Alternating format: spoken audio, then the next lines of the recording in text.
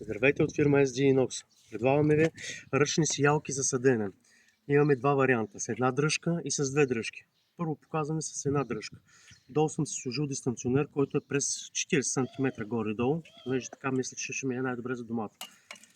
Мушкаме, дигаме. Само че трябва наобратно да ви го показвам дистанционера. Мушкаме, дигаме. Лесно, елементарно. Сега ще ви покажа как работи този, който е с две дръжки. Нагласям горе-долу, мушкам, натискам двете дръжки, дигам. Този, който с двете дръжки, той по принцип е за малко по-твърда почва или избита. На мен лично пръста ми е много добра тук. Фрезовал съм си я предварително.